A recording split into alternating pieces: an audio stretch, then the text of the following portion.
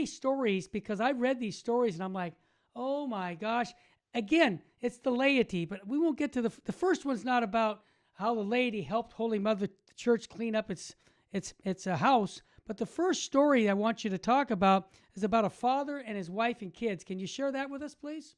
Sure, yeah, Terry, absolutely. Again, thank you for Our pleasure. having us on. The a father and his wife and children actually, he says, okay, let's go to Afghanistan. Oh, yeah. It's a whole family thing and all that, and Sure. here we are. And while this isn't necessarily directly church related, it certainly is faith related. Oh, yeah. I mean, these are the sorts of things that that happen when you elect an incompetent nincompoop. Well, actually, you don't elect I him, don't but believe you that know, as he you was elected. when you cast a vote for and then pretend he won, Yeah. this happens when you put bad people into positions of authority. I don't mean incompetent, just incompetent. I mean morally corrupt people. Bad things happen. Yeah. And we have a story later on in Evening News. It's not what you and I were going to talk about today, but it just shows that there is a massive buyer's remorse going on right now, according to a Rasmussen poll out today with Joe Biden. Huge percentage of Americans who say they voted for him saying, whoops, boy, did I make a mistake. I wouldn't vote for him this time. But, you know, so you've got Americans over there. I mean, Fox News just had somebody on all afternoon. I believe he's an American contractor. He's an American citizen. He's trapped in Afghanistan. Wow. You know, and there's really no way to get these people out. You know, they can fly these planes in and out, but I mean, the story on the airport of being the airport is secure, that's not true. Nope. Trey Blanton, one of our reporters here, was speaking to somebody on the ground yesterday, and he said, no, the American military only controls the right side of the runway. All rest of the things controlled by the Taliban. So, you know, this is a very tenuous situation. But again, when you put incompetent, immoral people in charge, this sort of thing happens. It's happening with domestic policy. It's happening at our border, our southern border. It's happening over there. This is Saigon all over again. It's Saigon 2.0. Oh, big time. Michael, thanks for that. Now, the next story that you have, in my opinion, is an example of what Archbishop Sheen said about the laity is going to save the church. Can you share that story? Because I was inspired by that one. Yeah, this is many of your listeners and viewers may know that we have an outfit here at Church Militant called Church Militant Resistance. Absolutely. And they are in almost every diocese in the country. Bishops love them. They have them over for dinner and picnics. Yeah, it's right. just wonderful. And you know, their major goal is to do exactly what you just said, you know, sort of picking up on the lead of Bishop Sheen, saying the laity have got to step up and take care of things. So this one chapter that we have in Lafayette, Louisiana, there's a priest down there, Father Guidry, who molested a 15-year-old boy. You know, a few years ago, was in jail and, you know, obviously found guilty and all that stuff and everything. And the question came up before the parole board to bring him back and, you know, release him, put him out on parole.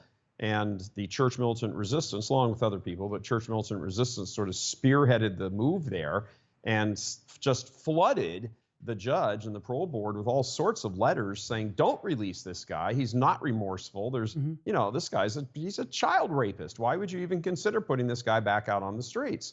And the judge and the parole board actually said yesterday it was in part because of the letters and his lack of remorse, the flood of letters, many of whom came from Church Militant, many of which came from Church Militant Resistance. And there's like, and so, you know, that rotten child rapist is still sitting and rotting in jail. You know, I hope he repents. But they made a point. The parole board chief made a point during the hearing to say, you've not shown a bit of remorse. And he's still blaming the kid. Yep. Well, congratulations, because we need more of that happening where people stand up and speak out. Michael, the third story that you have for the news, let's share that one. That's a good one, too. This is our question about... It's shocking. Yeah, I mean, that social media, particularly Twitter, but, you know, Facebook is included in this, have done nothing to take the Taliban, off their social media platforms. Is this microphone on? I'm sorry, did you say that again? I mean, give me a break. Yeah, Twitter and Facebook won't take the Taliban off their social media platforms. And part of this whole speed of which this thing happened was due in part to the Taliban using Facebook to communicate with their little cells all over the place. You're like, You took off the sitting president of the United States. Yep. You throttle back religious conservatives, political conservatives, Orthodox Catholics. YouTube puts up strikes against people if you say something about Biden not having really won the election. And you throttled everything back because January 6th violence that supposedly we're supposed to be responsible for, which of course we weren't. And you look at all this and you say, wait a minute, there's real violence going on there. Hey, Dorsey, hey, Zuckerberg, do you know these guys put guns to people's heads and blow their brains out by the thousands? Why do you think thousands and thousands of people are chasing planes taking off down the runway and finding bodies smashed up in wheel wells and dropping from the sky? They're terrified for their lives because they know what's going to happen to them come September 11th. Yeah. And yet you just give them free rein. And yet all of us, we're over here just trying to preach, what needs to be preached, right stuff, moral stuff, nonviolence, all that. And, all of a sudden we're the domestic threat. Are you kidding me? But this just goes to show you the world we're in right now. Well, show me your friends and I'll tell you who you are. To me, they're friends of those folks, and that's sad. Michael, before we go, we got a couple minutes. Two things I want to cover. Your documentary on the Holy Eucharist and your thoughts about Cardinal Burke. We've been praying for Cardinal Burke's health situation. Can you give us an update if you have anything on Cardinal Burke for us? The latest thing we have is the communication from the shrine, Our Lady of Guadalupe Shrine, that says, here's the official stuff. And the last thing we heard is that he's stable but serious. So at least it's not deteriorating. There was a crazy, we don't even know where it came from, rumor that flew around. I think it was Monday night. It was Monday night. That he had died, and then we're like, whoa, what, huh? And so and that sort of thing does nobody any good. No. So you don't want to be first to a story that's wrong. That's right. And certainly involving somebody like Cardinal Burke. Absolutely. So, all right, well, let's just continue to pray for him. Absolutely. We did, and we will continue. What about your documentary on the Holy Eucharist? What's that all about? Because this is your first one, I understand. Yep, it's the first one. As we were leaving, exhausted, we thought, well, maybe we'll come back and do some others here. I don't know. Who knows now with travel and COVID and all that. We shot all of that Easter week of 2019. Wow. We actually left on Easter Monday. But the whole inspiration for that was exactly what you said. We wanted to be able to tell people, look, this is the source and summit of the faith. This is where the whole sort of the whole biblical, not necessarily support, but biblical expression, biblical support as well, but stretching all the way back to the very founding of the people of God themselves with Abraham. It goes all the way back to that. And of course it would. If that's the source and summit of the faith that is perfected in the Catholic Church, then of course the markers for that would have been left along the way all throughout history. And they are. And that was really the purpose of it. I can tell you in writing that, there were some historical things maybe about the particular land around Jerusalem itself and things that I hadn't heard before, and I was researching. I was like, oh, this is kind of interesting. But the theological stuff, I guess on one level, I probably knew all the bits and pieces of it, or at least most of them.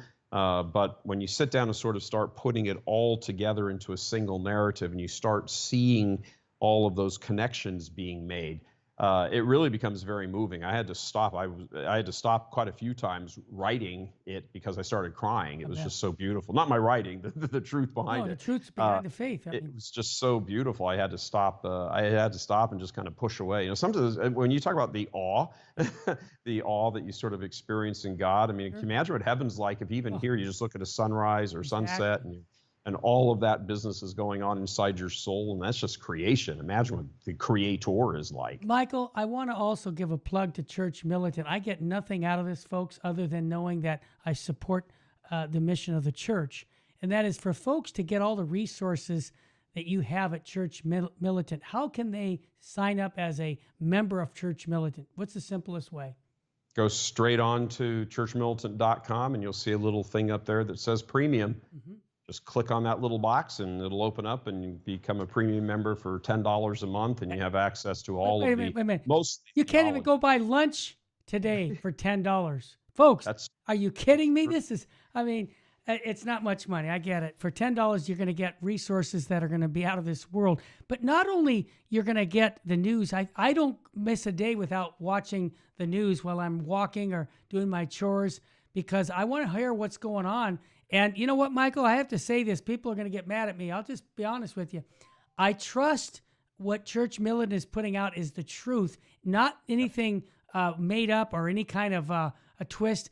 All it really comes down to is you find the facts. That's what you do, and you lay them out with a Catholic mindset. It's refreshing because I tell people to turn off the regular news, turn on to Church Militant news, and you're going to find that it's going to be much, much better for your own salvation.